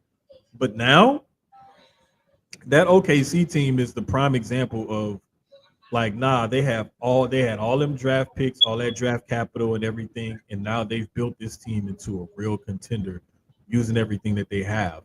And they still have stuff moving forward where they just built like a really solid team. They have a superstar, they have role players, they have, I mean, defensive guys. You got guys that can do multiple things. You even got a guy like a Lou Dort who came on the scene a few years ago as a defensive stopper, who's added like that little spot up three to his game offensively. So Jalen Williams, I mean, them dudes, like, bruh, they drafted well. They picked up the right free agents. They made the right trades. They finally got the team that meshes together well. So, feel good story. Since we're still kind of basketball, NBA, and transitioning to college just a little bit. Doug Christie got his permanent contract to be the full-time head coach now of Sacramento Kings. A Kings legend, coming home and rebuilding. While at the same time, another Sacramento legend, Mike Bibby, is the head coach at Sac State, who also brought in Shaq. And I saw you were tweeting about this because you felt like LSU dropped the ball, bringing in Shaq as the GM there. While at the same time, big story, Mikey Williams going back home to California. I think Sac State's a good thing. You're learning from a Mike Bibby because they're very similar in game. I want that young man to win so bad, man, and he just keeps going. Now this may be the right situation for him, but after the whole legal thing and he learned, he got through that. Him going to UCF and the coach down there, I don't even think he really wanted him. Him not really getting any burn. I think this is his last year eligibility. I think. Nah, he just used his first year this past year. Okay, so this is his second year. He still got some time left. Yeah, he still got some time left. So I want Mikey to win so bad, man. The young man got a great head. I've watched a lot of his interviews and stuff like that. His pivot ones, all the smokes and all that. Like, the young man got a great head on his shoulders. Like, he learned from the mistake that happened, and he just want to hoop. Like, you know what I mean? He just want to do what he love, and I want him to be able to do that. You can tell, like, it really, like, it affected him a lot. Yeah, you could tell, and he was already like not really like a loud, brash type of kid. He was just kind of mild mannered, low key. But he's young and he had money, and so you get into stupid shit, and you do stupid shit when you're young and you have money, no matter how much money you got. Yeah, and he talked about the whole situation. He was like the people that were there weren't even supposed to be there. Like, he said, it really was on some chill, type shit, and it just one thing led to another, and it escalated. Yeah, and he got vindicated because he was protecting and not the aggressor as everybody thought. So that's what saved him. But yeah, man, I love when kids like that, like when they go through those kind of life lessons and they really learn something, and you can see the difference in them. You don't just hear the speak, because the speak can come from PR team statements, Instagram posts, whatever. But when you really see like that they've learned from that situation, that's what makes me feel like, okay, yeah, this kid has really like taken leaps and bounds and steps towards like making sure. Like, and I tell my kids, and I tell anybody this all the time, you either win or you learn. The only time you take an L in life is if you fail to learn from a situation. And we can tell that he did not take an L because he definitely learned from this. And moving forward, you can see how he's been moving different. I'm gonna definitely pay attention to Sac State this year, especially with Mike Bibby being the coach. Oh yeah, for sure. I'm gonna definitely, and then with Mikey there, so I'm gonna definitely pay attention a lot more to them this year. Yeah, it's gonna be a lot more like trying to stay up, like, watching them damn West Coast games. That should be so ass, bro. It'd be like, bro, them damn Pac-12 and some of them Mountain West games and shit. Like even with like Oregon and USC and UCLA and them being in the Big Ten and all of that, like trying to stay up late and watch them 9:30 games and stuff like that. Like shit, that time shit when Miami played Cal at Cal and Sloan was at the game, they left. They were like, "Hey, we're trying to get to the crib. We're trying to beat the traffic." I think they end up leaving early, but like, bruh, like them West Coast games, man, they be especially like during the week or whatever for basketball. Like on college football on weekends, it's okay, but when it's basketball season, bruh, like I'd be like, man, I'm like losing it. I just have to watch the highlights or something in the morning or catch it on YouTube. Right. That's what I be doing because what I'm not about to do. Man, look, the kids was showing me, they was like, yeah, Dad, you can just pull up the highlight stuff on YouTube. And it'll basically show you like more than just the Sports Center clip highlights. It'll show you like, you know, part of the game or whatever. I'm like, oh, okay, cool. So I started doing that. Like they would tell me about it and stuff and doing that to like keep up with some things that I missed or whatever, because like if it's wrestling related, I can always find a way to go back and rewatch that. But like games and stuff, they don't, you know, you're not gonna find a database somewhere where you just pull up some games and can just watch it. Even if you have the like Sunday ticket or something like that, like you can't just go back and watch the games or nothing like that. So it's always difficult to try to like really keep your eye on things and see things and really like, because like we said, we trying to make sure we committed to like actually watching these games and paying attention to these players and these coaches and all that kind of stuff. You know, we're not just doing that just for show or nothing like that. No, we really want to get into it and actually see what we're talking about and know what we're talking about, not just regurgitate takes that we hear from other people. So it's gonna be cool though, man, to see him in a new environment, see him kind of closer to home and whatnot. And like you said, learning from a legend, you know, that that obviously has done it on a major level, at the highest level, to a lot of, you know, respectability. Bro, Rudy Gobert is so trash. Bro, this is just ridiculous.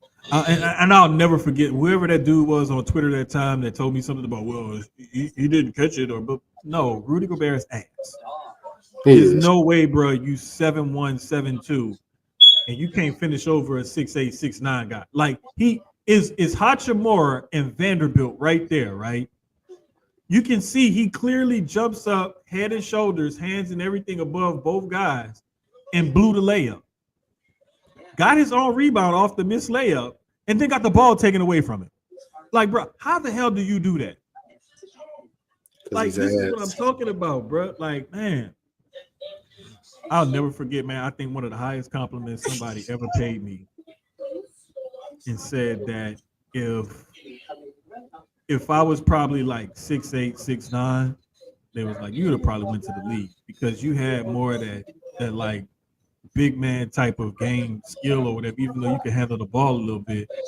It was either that or you had to be like way faster than what you were and better ball handler. And I was like, yeah, I couldn't really do all of that. Like I was okay, but I wasn't like just great.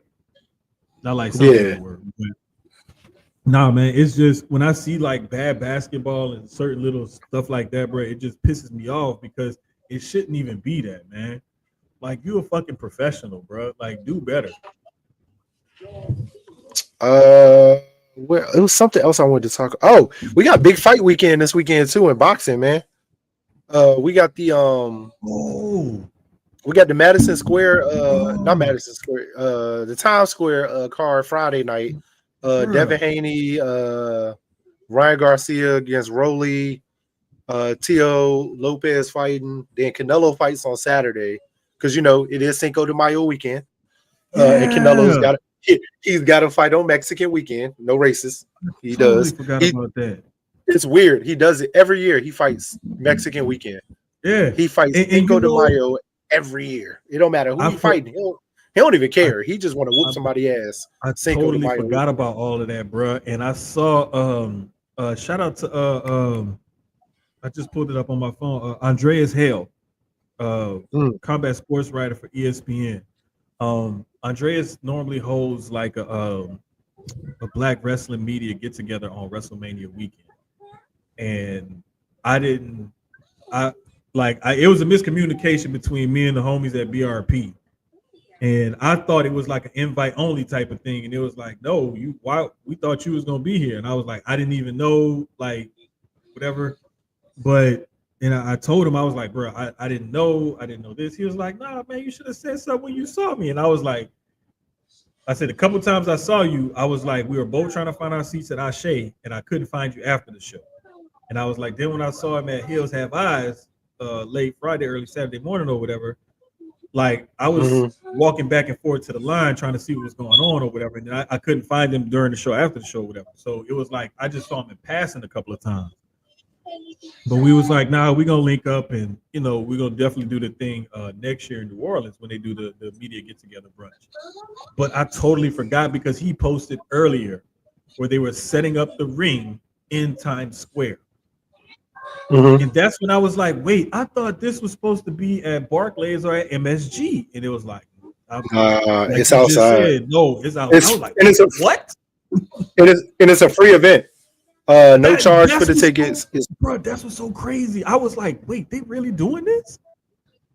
Like, it's insane. I'm interested to see how this goes, because this may be the first of many of them doing like free events like this. Because it's a big card. It's not even like this is a small card. Exactly. I mean, it's a small card because it's only 3 fights, but big in nature of the fights. Yeah, and the caliber of the fighters and the fights that's taking place. You know what I'm saying? That's what's so crazy. It's just like you wouldn't think or whatever. You know what I'm saying? But yeah. Oh, and the other thing is the Canelo fight. I forgot that's in Saudi Arabia. Yeah, that's in Riyadh. Yeah, that's in Saudi Arabia. And then on the 4th, we got Inouye. He's fighting. There's another one on Sunday.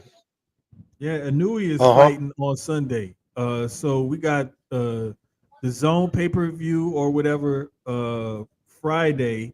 And you got another DAZN paper. That's the one in New York City. And you got the other DAZN pay-per-view in Riyadh, the Canelo fight. And then the next Sunday, the next day, we got the in Vegas fight on ESPN. Now, yeah, that's his first time fighting stateside, isn't it? I believe it is.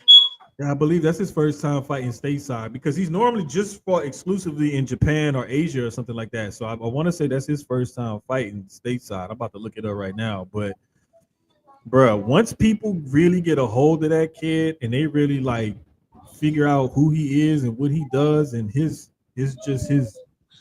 I mean, the kid is unbelievable, bro. Like it's his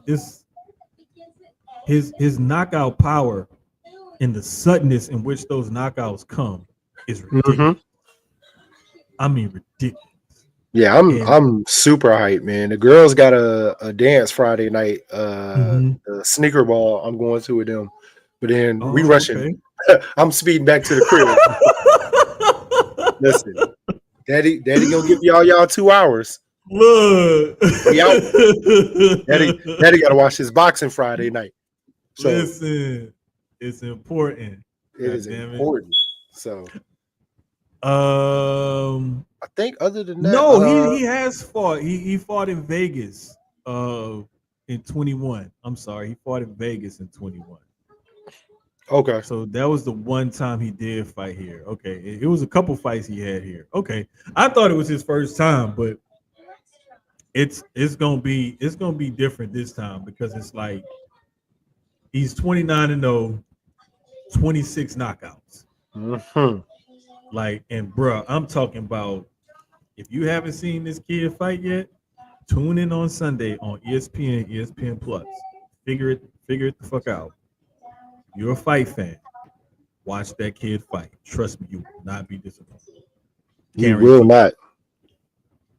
But nah, man, all those cards are gonna be good, and I just love the way that um that Canelo fight is gonna be during the day on Saturday. So still get I that. know. That's what I'm happy about. That's what I'm happy most about because I don't think. Well, no, I think she get her schedule tomorrow. I may have to bring Maddie to work or something like that, but she don't work too far from here. But I know my son is off, and I'm not Yeah, working because right now. So that should be it's probably gonna be around like 2-3 o'clock on my side, 2-3 o'clock in the yeah, afternoon. yeah. Like It's one, normally it's normally like around something like that because it normally be like 1-2 o'clock my time if I'm not mistaken. yeah. So So we probably see the main event like maybe like 3 o'clock or so my time, maybe 4 o'clock or so your about four, time. 4 or 5 my time. So Yeah, yeah. Because I remember oh man, what was one of the last big ones that we watched? It was what's it the heavyweights with Tyson Fury and yeah, that was middle what's of the his day. name? Yeah, that was middle of the day, and then I think the last Anthony Joshua fight that he had out there was like middle of the day on the Saturday or whatever like that too. So I believe it was. I love that, man. Like it's to me, even when WWE does their pay-per-views overseas or Europe or over their Crown Jewel or whatever, you Mm-hmm. get the pay-per-view come on like 1, 2, 3 o'clock, it's over with, 2, 3 hours later or whatever, you still got the rest of your Saturday to do whatever. So And I'm pretty sure we got playoff basketball on Saturday, so that makes it oh better. for sure, definitely. Like So I know it's hold on, I'm about to pull up the schedule right now because the semifinals start on Saturday. yeah, Yeah, the semifinals start, the conference semifinals start on Saturday. So we're gonna get probably at least a triple header, if not a quadruple header. because we still Um, gonna have some first round games are still gonna be going on. And mhm. Yeah.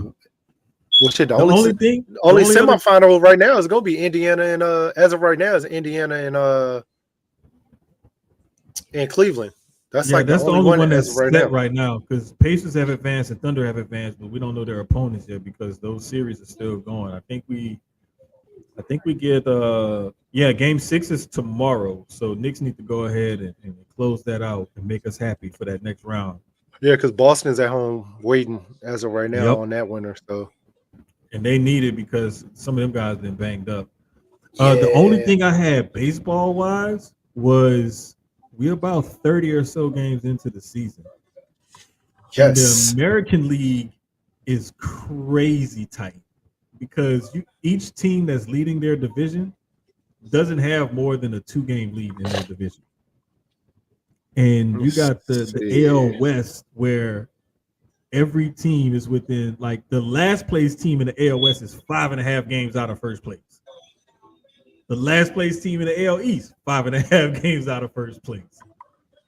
So it's really tight in the AL, and the NL is kind of tight a little bit, but you Yeah, got no clear. The Tigers at 19-12, Mariners at 18-12, Astros 16-14. It's like really tight in the AL, like it's you really said. tight in the AL, and the NL is you got like the Central is kind of tight because you got the Cubs winning that division, then you got the Brewers and the Reds 2 games behind. And then you got the West where you got the Dodgers leading the West and the Padres a game and a half, the Giants 2 games back. But then in Yeah, the East, the Mets got a 3.5 game lead over the Phillies for the East. So it's like you see the Mets separating themselves in their division, and then you see how good the Dodgers, the Giants, and the Padres are in the West. yeah, So Mets, like you said, Mets and Phillies, 3.5 separates mhm. them. Cubs and Brewers and Reds are 2 games. And then Dodgers, Padres, Giants is about 2 games also. Yep. So nobody's really like Running away with broken. anything yet. Yeah, because going back to the AL, the Yankees have a game and a half on the Red Sox and 3.5 on the The Jays and the Rays. Rays. Yeah. Oh, yeah, the Um, Jays too. Jays too, you're right. the Tigers got a 1.5 on the Guardians, 3 on the Royals. Mariners have 2 on the Astros, 2.5 on the A's and the Rangers. So nobody's like pulled away, you know what I mean, as of yet, That's what which I've is been looking at, bro. which It's is been like fire. it's almost like because remember like a few weeks ago I was like, okay, The season has gotten started. Just wait until the water settles and see what everybody does and everything. And it's like, shit, we like 30 games into the season and it's still like really tight. So, I mean, you see a couple teams like looking really hot right now, but nobody's really like running away with anything yet. I don't think we're gonna see a team start to really run away until we get to like close to like that midpoint of the season, around that 70, 80, 90 game stretch or whatever. Then we may see some teams like starting to run away with their division or whatnot. But as far as right now, every time I check the scores and stuff, like any team can beat damn near any team right now, and it's still up in the air.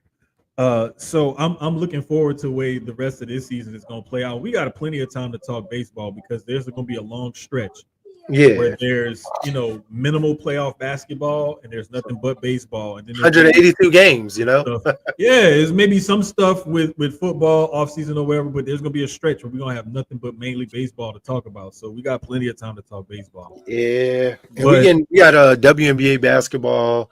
We're getting into the heat of the NASCAR season still, so we got a lot. We got a lot. It's a lot. Y'all know how this to cover. Y'all know how this summer stretch go.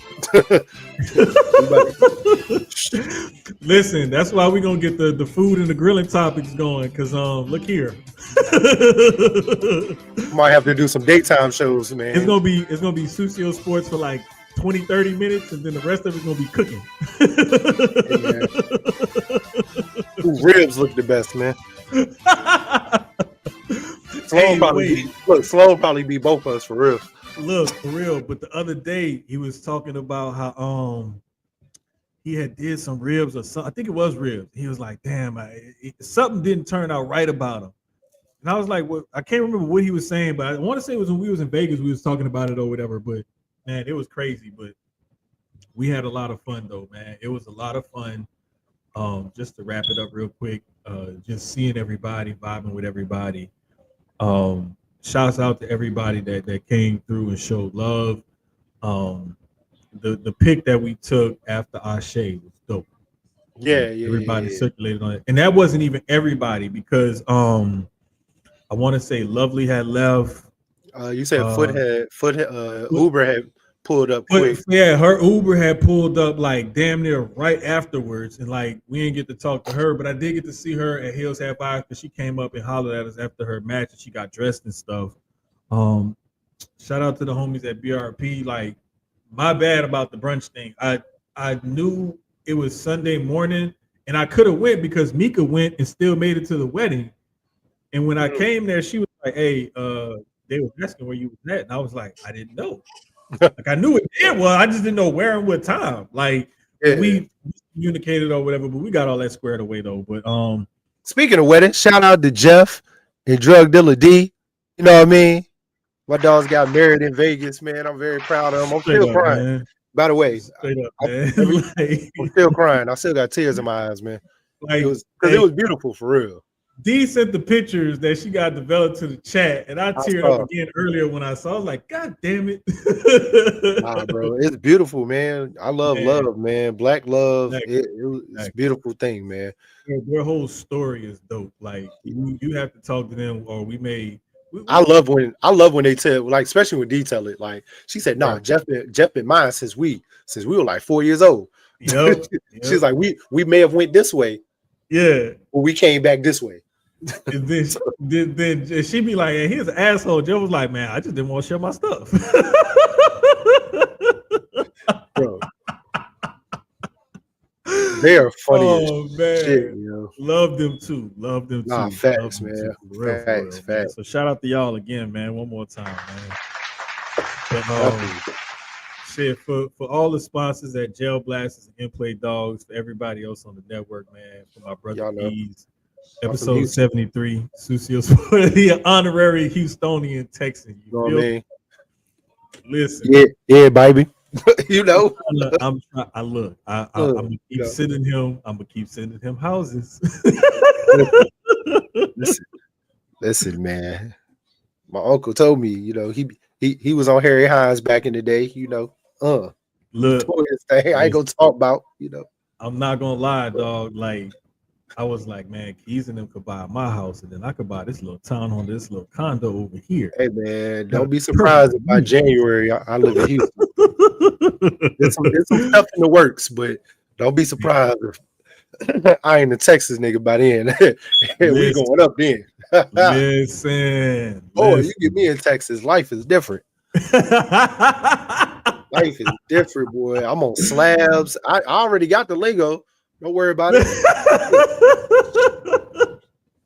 First thing I'm going to buy a 10-gallon and some boots. Fuck them Jordans. To hell with them Jordans. Hey man, 10-gallon and some boots, bro. And I'm wearing them bitches with basketball shorts, jean shorts. Nigga, I'm about to. You ain't gonna tell me I ain't from there. I ain't even gonna look like a tourist. Bruh, this dude. I don't even like. I hate that boots on the ground song, but I bet y'all sing it then. Hate that fucking song, but then that time, bruh. Let me got tell my you boots on the ground. I seen one of my cousins. The fam had a get together on my dad's side, right? And they from the country, bruh. They had fans out, everything. And I could tell they was at one of the family properties out there that got the little land and shit out in Thibodeau, because all you saw was the big field and shit. So I know they was probably at like where my great grandmother and them had their house and stuff at, or whatever, or my uncle's house, one of them. But like, yeah, man, they be jamming it. I hate that shit. Big ass fans with the big time. I hate that shit. Oh, I hate that shit. Jesus. Man. But this has been episode 73 of Susio Sports, presented by Gel Blasters and Inplay Dogs. For my brother Keyz, I'm Jermaine. We'll holler at y'all next weekend. Peace.